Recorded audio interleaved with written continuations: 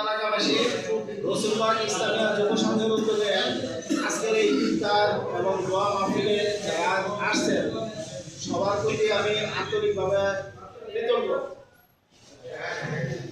সবাই দোয়া করবেন আমাদের এই অঞ্চলটা যেন আরো দীর্ঘ হয়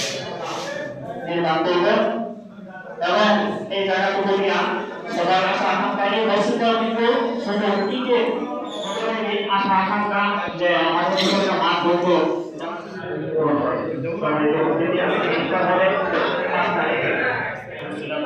আপনি পরিপূর্ণভাবে করতে পারে সে তৌফিক দিয়া দিন।